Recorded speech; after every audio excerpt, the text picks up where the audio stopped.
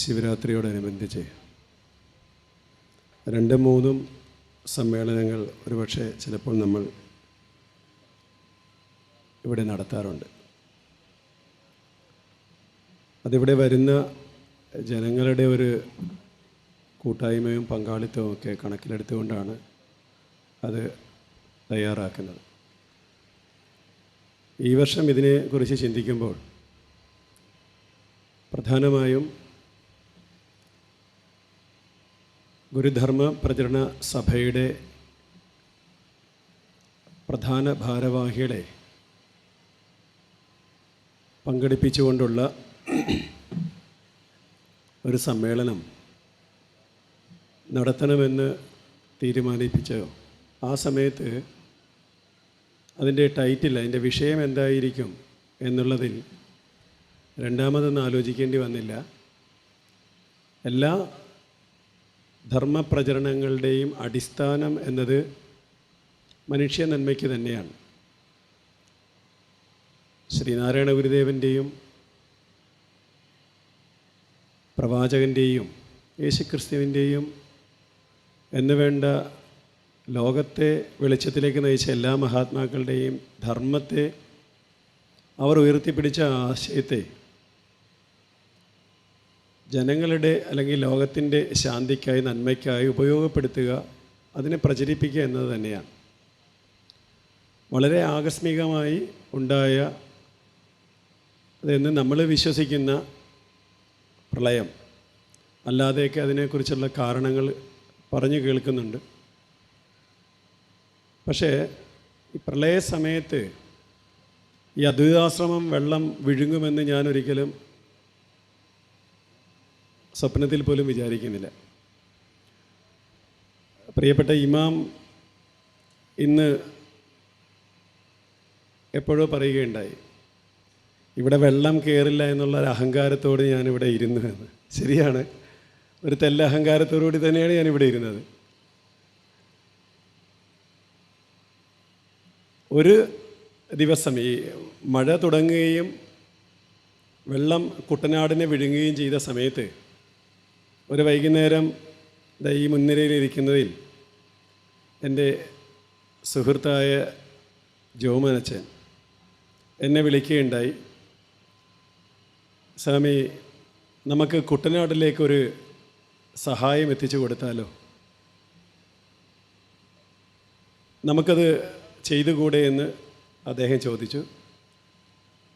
പെട്ടെന്ന് ഞാൻ പറഞ്ഞ്, ഒരു നിമിഷം ഞാനിപ്പോൾ അങ്ങോട്ട് വിളിക്കാം എന്ന് പറയും. എന്താണ് കാര്യമെന്ന് പറയാതെ ഞാൻ ഫോൺ കട്ട് ചെയ്ത്, പിന്നെ എൻ്റെ ഫോൺ പോകുന്നത് ഇമാമിനെ വിളിക്കുകയാണ്. ഇമാം സമ്മതിച്ചതിന് ശേഷം ഞാൻ അച്ഛനെ വീണ്ടും വിളിച്ചു. നമുക്ക് 3 പേർക്കും കൂടെ ചെയ്യാം എന്ന് പറയുകയാണ്. ഏകദേശം ഒരു ദിവസത്തെ സമയം മാത്രമേ ഉണ്ടായിരുന്നുള്ളൂ. ഞങ്ങളുടെ ഡേറ്റ് നിശ്ചയിക്കുമ്പോൾ ഞങ്ങൾ തീരുമാനിക്കുന്നതിൻ്റെ പിറ്റേ ദിവസം സഹായം എത്തിക്കണം എന്ന് തീരുമാനിക്കുകയാണ്. കാരണം വെള്ളിയാഴ്ച ഉച്ചയ്ക്ക് പള്ളിയിലെ നിസ്കാരം കഴിഞ്ഞ് പോകണം. ശനിയാഴ്ച ആയിക്കഴിഞ്ഞാൽ പലർക്കും പല തിരക്കുകളും ഉണ്ട്. മഴയുടെ ഒരു ലക്ഷണം കണ്ടിട്ട് നമുക്ക് എത്രയും പെട്ടെന്ന് ആ സഹായം എത്തിക്കണമെന്ന് തീരുമാനിക്കുകയാണ്. പിന്നീട് അത്ഭുതകരമായൊരു കൂട്ടായ്മയാണ് ഉണ്ടായത്. ഇവിടുത്തെ യൂണിയനിലെ എല്ലാ ശാഖകളെയും നേരിട്ട് വിളിച്ചു. അതുപോലെ തന്നെ യൂണിയൻ തലത്തിലും ആരെയൊക്കെയാണോ ബന്ധപ്പെടാൻ കഴിയുമെന്ന് അവരെ എല്ലാം ബന്ധപ്പെടുകയുണ്ടായി.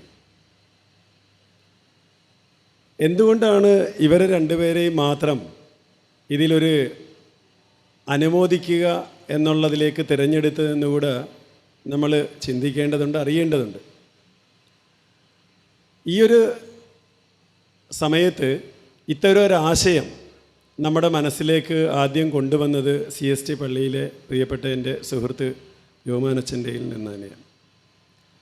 അവിടുത്തെ പ്രൊവിൻഷ്യൽ അച്ഛനായിട്ടുള്ള പ്രിയപ്പെട്ട ബഹുമാനപ്പെട്ട ഫാദർ ടോമി ആലിങ്കൽ കരോട്ട്, അദ്ദേഹവുമായിട്ട് ആലോചിച്ചുകൊണ്ട് തന്നെയാണ് പിന്നീട് ആ ഇടവകയിൽ മുഴുവൻ അത് എത്തുകയും ഏതാണ്ട് അവിടെ സെമിനാരിയിൽ പഠിക്കുന്ന അച്ഛന്മാരും വിദ്യാർത്ഥികളും ഒക്കെ എല്ലാവരും ചേർന്നുകൊണ്ട് ഇടവകയിൽ നിന്ന് മാക്സിമം സാധനങ്ങൾ കളക്ട് ചെയ്യുകയും പണം ഉൾപ്പെടെ കളക്ട് ചെയ്യുകയും ഇവിടെ കൊണ്ടുവരികയും ചെയ്തു.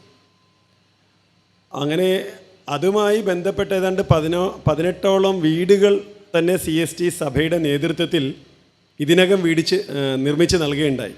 അതുകൂടെ ഈ തരത്തിൽ ഈ സമയത്ത് നമ്മൾ ഓർക്കേണ്ടതാണ്. അതേപോലെ തന്നെ ഇമാം ഈ ആലുവ ആശ്രമവുമായിട്ട് നേരത്തെ തന്നെ ഞാൻ ഇവിടെ വരുന്ന വർഷം മുതൽ ചെറിയ പെരുന്നാളുമായി ബന്ധപ്പെട്ടൊക്കെ നിസ്കരിക്കുവാനുള്ള ഇടം നമ്മൾ ഈ ആശ്രമത്തിലൊക്കെ അനുവദിച്ചു കൊടുക്കുന്നുണ്ട്. അതിനുള്ള സൗകര്യങ്ങൾ ഒരുക്കുവാനായി പലപ്പോഴും ഈ വൈവിധ്യമേറിയ സംസ്കാരങ്ങളുടെ ഇടയിൽ പല തരത്തിലുള്ള വിശ്വാസങ്ങളുടെ ഇടയിൽ ഒരു ഒരുമയുടെ കൂട്ടായ്മയെ പ്രകാശിപ്പിക്കുവാൻ പരിശ്രമിച്ച ഇന്ത്യയിൽ ബുദ്ധന് ശേഷം ആ ഒരു കർമ്മത്തെ ഏറ്റവും മഹത്തരമായി പദത്തിലെത്തിച്ച ശ്രീനാരായണ ഗുരുദേവനാൽ സ്ഥാപിതമായ ആലുവ അദ്വൈതാശ്രമത്തിൽ മറ്റൊരു ശങ്കയുമില്ലാതെ കടന്നു വരുവാനുള്ളൊരു സ്വാതന്ത്ര്യവും അതുപോലെ തന്നെ പ്രവർത്തന സ്വാതന്ത്ര്യവും കാണിച്ചതിൽ മുൻപന്തിയിൽ നിൽക്കുന്ന ആളാണ് നമ്മുടെ പ്രിയപ്പെട്ട ഇമാം ഫൈസൽ അസ്ഹരി.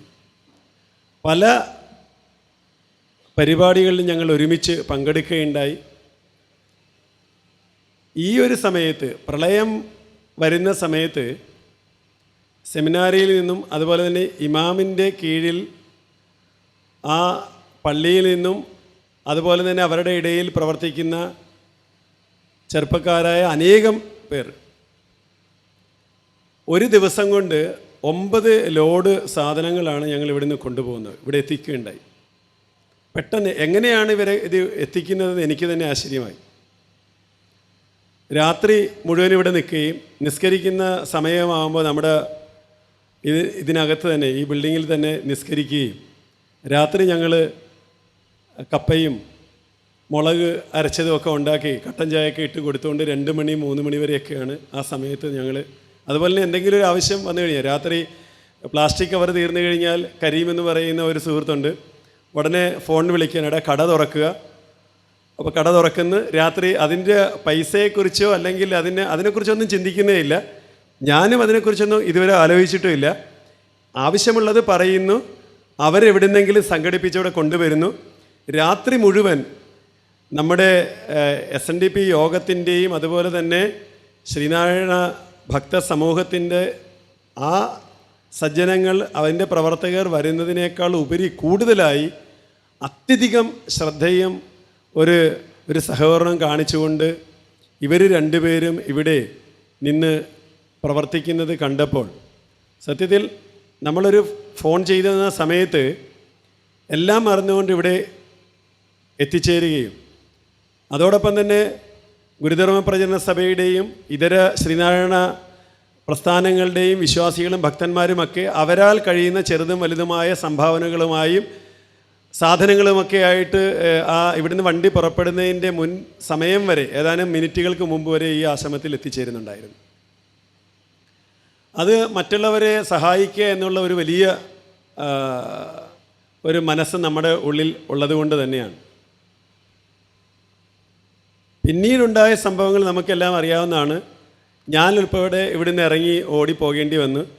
ഭീകരമായ വിധത്തിലാണ് ഈ പടിഞ്ഞാറെ ഈ ചെറിയ അഴുക്ക് ചാനലിൽ നിന്നാണ് വെള്ളം ഇങ്ങോട്ട് കയറി വരുന്നത്, പുഴയിൽ നിന്നല്ല. പുഴയോട് പിന്നെ ചേരുകയാണ്.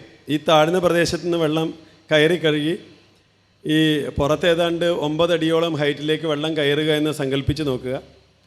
അങ്ങനെ ഞങ്ങൾ ഈ സാധനങ്ങളെല്ലാം മുകളിലേക്ക് കയറ്റി വയ്ക്കുകയുണ്ടായി. ആ സമയത്തും ഇവിടുത്തെ 2-3 കാലത്ത് വെള്ളം ഇവിടെ കയറുന്നതിന് മുമ്പ് ഇടയപ്പുറം മുതലായ സ്ഥലങ്ങളിൽ വെള്ളം കയറുകയും അവിടേക്ക് ഭക്ഷണം കൊണ്ടുപോകാൻ ഇവിടുന്ന് തന്നെ ഭക്ഷണം ഉണ്ടാക്കി ഇവിടെ കിടന്ന് 2 വണ്ടിയിൽ ഭക്ഷണവുമായിട്ട് പോവുകയുണ്ടായി. ആ വണ്ടി പുറത്തിറക്കാൻ പറ്റാത്ത രീതിയിൽ വെള്ളം കയറിക്കഴിഞ്ഞു. പിന്നെ അതുമായിട്ട് പോകാൻ എനിക്ക് പേടിയായിരുന്നു. പക്ഷേ അതിനു മുമ്പ് തന്നെ നേരത്തെ പറഞ്ഞ കരീം എന്ന് പറയുന്ന ആ സുഹൃത്ത് ഇവിടുത്തെ വണ്ടി എടുത്തുകൊണ്ട് പോയിരുന്നു. അത് ഞാൻ പോലും അറിയുന്നില്ല. ഇവിടുന്ന് ഓഫീസിൽ നിന്ന് ചായ വാങ്ങിച്ചിട്ട് സ്വാമി ഇങ്ങനെ പോയാൽ ശരിയാകില്ല എന്ന് പറഞ്ഞ് അദ്ദേഹത്തിൻ്റെ വീട്ടിൽ എവിടെയോ കൊണ്ട് വണ്ടി സൂക്ഷിക്കേണ്ടായി. പിന്നീടാണ് ഈ ഓഫീസിൻ്റെ മുന്നിൽ ഈ റോഡിൽ പിന്നീട് വണ്ടി കൊണ്ടുവന്നിടുകയുണ്ടായി. ഇവിടുത്തെ പശുക്കളെയും എല്ലാം ഇറക്കി അപ്പുറത്തെ സ്കൂൾ ഗ്രൗണ്ടിൽ കൊണ്ടുപോയിട്ടു. പക്ഷേ പിന്നീട് അവിടുന്നും രാത്രിയായപ്പോൾ അതിനെയെല്ലാം ഇറക്കി കൊണ്ടുപോകേണ്ടി വന്നു. വഴിയിൽ വെച്ച് രാത്രി ഒരു 2 മണിയായപ്പോൾ പശു പ്രസവിക്കുന്നു. വളരെ വല്ലാത്തൊരു ദുരിതത്തിൽ പെട്ടുപോവുകയാണ്. എന്ത് ചെയ്യുന്നറിയാം. അപ്പോൾ ഇവിടെ അടുത്തുള്ള ഒരു വീട്ടിൽ ഇവിടുത്തെ നേരത്തെ ഈ ശാഖയുടെ സെക്രട്ടറിയൊക്കെ ആയിരുന്ന അവരുടെ വീടുകളിൽ അവരാ രാത്രി തന്നെ ഒരു കണ്ടിന്യൂ മഴ പെയ്യുകയല്ലേ, ഇരുട്ടും കറണ്ടില്ല, വല്ലാത്ത വിഷമം. പക്ഷെ അവരെല്ലാവരും അതാണ് ഒരു അത്ഭുതകരമായ ഇവിടെ ജെയിൻ സൂചിപ്പിച്ചതുപോലെ എവിടെ നിന്നാന്ന് അറിയുന്നില്ല എന്ന് പറഞ്ഞ പോലെ ഒരു മാനുഷികതയെ വളരെ ഭംഗിയായിട്ട് പ്രകാശിപ്പിക്കാൻ സാധിക്കുകയുണ്ടായി. നമ്മുടെ സമൂഹത്തിൽ നിന്നും, സമൂഹമെന്ന് ഉദ്ദേശിക്കുമ്പോൾ ഹൈന്ദവ സമൂഹത്തിൽ നിന്നും സഹായം ആ ഒരു കാറ്റഗറിയായിട്ട് ഹൈന്ദവം, അതുപോലെ തന്നെ മുസ്ലിം, ക്രിസ്ത്യൻ, ഇങ്ങനെ ഒരു കാറ്റഗറി നമ്മുടെ സമൂഹത്തിൽ യാഥാർത്ഥ്യമായി നിൽക്കുമ്പോൾ നമ്മൾ ആവശ്യപ്പെടുമ്പോൾ ആശ്രമത്തിൽ നിന്ന് മറ്റൊന്നും ആലോചിക്കാതെ മനുഷ്യനന്മയ്ക്കായി നമ്മളോടൊപ്പം തോളോട് ചേർന്ന് സഹകരിക്കാൻ വന്നതിൽ, ഈ 2 പേരുടെ നേതൃത്വത്തിൽ വന്നതിൽ നമുക്ക് എത്ര നന്ദി പ്രകാശിപ്പിച്ചാലും സാധിക്കാത്ത അത്രത്തോളം സഹായവും അതുപോലെ തന്നെ സാധനങ്ങളുമായിട്ടും പണപരമായിട്ടൊക്കെ നമ്മളെ സഹായിക്കേണ്ടത്. അതിന് എപ്പോഴും നമ്മൾ ആശ്രമം കടപ്പെട്ടിരിക്കുകയാണ്. മാത്രമല്ല ഇപ്പോൾ ഈ കഴിഞ്ഞിടെ ശബരിമല പ്രശ്നമുണ്ടായപ്പോൾ തന്നെ നമ്മുടെ ഇവിടെ അടുത്ത് തോട്ടുമുഖത്ത് 2 ചേരിയായിട്ട് അവിടെ പ്രശ്നമുണ്ടായി. ഹിന്ദുക്കളും മുസ്ലിം സമൂഹവും തമ്മിൽ ഒരു ചെറിയ ഇഷ്യൂവിൻ്റെ പേരിൽ. അപ്പോഴും നമ്മുടെ ഈ പ്രിയപ്പെട്ട ഇമാം അവരെ 2 പേരെയും വിളിച്ച് പള്ളിയിലിരുത്തി സംസാരിച്ച് പ്രശ്നം അവിടെ അവസാനിപ്പിച്ചു. അപ്പോൾ ഇവിടെ ഒരു ചെറിയ പ്രശ്നം ഉണ്ടാകുമ്പോൾ അച്ഛനും ഇമാമും ഒക്കെ എന്നെ വിളിക്കലും ഞാൻ വിളിക്കും. നമ്മുടെ ഈ സമൂഹം ഈ ഗുരു വന്ന് വില കൊടുത്ത് വാങ്ങിയ അദ്വൈതാശ്രമം നിലനിൽക്കുന്ന ഈ സ്ഥലത്ത് ജാതിയുടെ മതത്തിൻ്റെ പേരിലൊരു കലഹം ഉണ്ടാകാൻ പാടില്ല എന്ന് തീരുമാനിച്ചിട്ടുള്ളതാണ്. അതുകൊണ്ട് തന്നെ ചെറിയ പെരുന്നാളൊക്കെ വരുമ്പോൾ ഞങ്ങൾ ഇവിടെ വെച്ച് നിസ്കാരം നടത്തുകയും വിരുന്ന് നടത്തുകയൊക്കെ ചെയ്യും. കാരണം അതിൻ്റെ ഒരു മാനുഷികത എല്ലാവരും അറിയേണ്ടത് തന്നെയാണ്. അതുകൊണ്ടാണ് ഇവിടെ ഇങ്ങനെ ഒരു സമ്മേളനത്തിന് ഒരു ഇടമുണ്ട് എന്ന് വിചാരിക്കും. ഈ സമയത്ത് ഉള്ള സഹായം, ആ സഹായത്തിൻ്റെ പ്രകാശം നമ്മളെല്ലാവരെയും അറിയേണ്ടത് തന്നെയാണ് എന്നുള്ളത് കൊണ്ട് തന്നെയാണ് ഇവിടെ ഇങ്ങനെ ഒരു വിഷയം നമ്മൾ കൊടുത്തതും. ഇപ്പോൾ നമ്മളിവിടെ ഒരു ആദ്യത്തിലൊരു നല്ല മനോഹരമായൊരു ഗാനം ഷിൻഡോ ഇടശ്ശേരി ഫാദർ, അദ്ദേഹം ഇവിടെ ഉണ്ട്. ഇവിടെ ഈ മുൻനിരയിൽ ഇപ്പോൾ അച്ഛനൊന്ന് എഴുന്നേറ്റാൽ കൊള്ളാം. അച്ഛനാണ് അത് ആ ഗാനം രചിച്ചത്. വളരെ മനോഹരമായൊരു ഗാനം രചിക്കുകയുണ്ടായി. അതിൻ്റെ പേരിൽ പാപം എന്തൊക്കെയോ കേൾക്കുകയുണ്ടായി, എന്തൊക്കെയോ ആരൊക്കെയോ, കാരണം അതിൻ്റേതായ ഒരു ചില മാനം കൊടുക്കുകയുണ്ടായി. പക്ഷേ ഒന്ന് നമുക്കറിയാം, ഹൃദയത്തെ സ്പർശിച്ച ദൈവത്തിൻ്റെ കരങ്ങൾ എങ്ങനെ വർക്ക് ചെയ്തു എന്നുള്ളതാണ് ആ വരികളിൽ മുഴുവൻ നിറഞ്ഞു നിൽക്കുന്നത്. നമ്മൾക്കവിടെ മറ്റൊന്നും കാണാൻ ആവാതെ നമ്മുടെ മുന്നിൽ വരുന്നവരെ സഹായിക്കാൻ നമുക്ക് എന്ത് ചെയ്യാൻ കഴിയും എന്നുള്ള ഒരു അത് ആ സമയത്ത് വൈറലായി. എല്ലായിടത്തും അത് എല്ലാ ചാനലുകളിലും അത് വരികയുണ്ടായി. അപ്പോൾ ഇത് ഞങ്ങൾ ആലോചിച്ചപ്പോൾ തന്നെ അച്ഛൻ പറയേണ്ടത് നമുക്കിതിവിടെ അത് കേൾക്കണമെന്ന്. പക്ഷേ ഈ പകലായതുകൊണ്ട് അത് ഭംഗിയായിട്ട് കാണാൻ പറ്റാതെ വന്നത് പ്രളയത്തിൻ്റെ കുറേ ഞങ്ങൾ കുട്ടനായിട്ടിൽ പോയതും അതിൻ്റെ ഫോട്ടോയൊക്കെ ഇവിടെ ഡിസ്പ്ലേ ചെയ്യണമെന്ന് വിചാരിച്ചിരുന്നു. പക്ഷേ ഇതൊന്നും ഈ സമയത്ത് പറ്റുന്നില്ല. ഞാനിവിടെ ഈ നോട്ടീസിൽ എൻ്റെ ഒരു റോൾ ഇല്ലായെങ്കിലും ഞാൻ പറഞ്ഞിരുന്നു, എനിക്ക് എൻ്റെ പ്രിയപ്പെട്ട ഫാദറിനെയും എൻ്റെ പ്രിയപ്പെട്ട എൻ്റേന്ന് തന്നെയാണ് ഞാൻ പറയുന്നത്. എനിക്ക് അത്രത്തോളം സ്വാതന്ത്ര്യമുണ്ട്. ഞാൻ പോകാത്ത സ്ഥലങ്ങളിലൊക്കെ. ഇപ്പോൾ ഇമാം കഴിഞ്ഞയിടെ ദുബായിൽ ഒരു ഹ്രസ്വ സന്ദർശനം നടത്തി വരികയുണ്ടായി. അവിടുന്ന് ഒരു സുഹൃത്ത് എന്നെ വിളിച്ച്, സ്വാമിയെക്കുറിച്ച് ഇമാം ഇവിടെ വന്ന് പറഞ്ഞിട്ട് പോയി എന്ന്.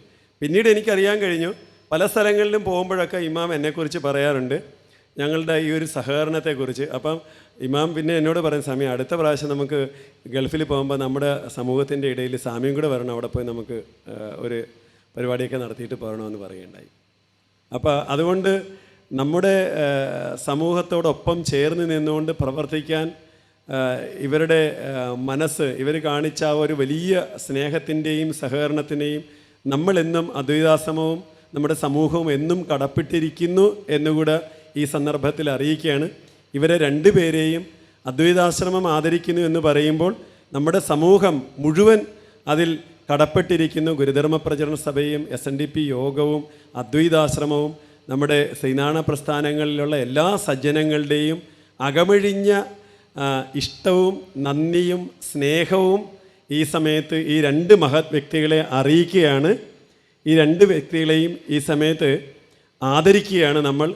ഇവരുടെ ആ സമയത്ത് ഇവരുടെ രണ്ട് പേരുടെയും കുറച്ച് വാക്കുകൾ നമുക്ക് ശ്രവിക്കാം. എക്കാലവും നമുക്ക് ഇതുപോലെ നിന്നുകൊണ്ട് പ്രവർത്തിക്കാൻ സാധിക്കട്ടെ എന്നുകൂടെ പ്രാർത്ഥിക്കുന്നു. എല്ലാ സജ്ജനങ്ങൾക്കും എൻ്റെ ഹൃദയം നിറഞ്ഞ പ്രണാമം അർപ്പിക്കുന്നു. ഓം ശ്രീ നാരായണ പരമഗുരവേ നമഃ.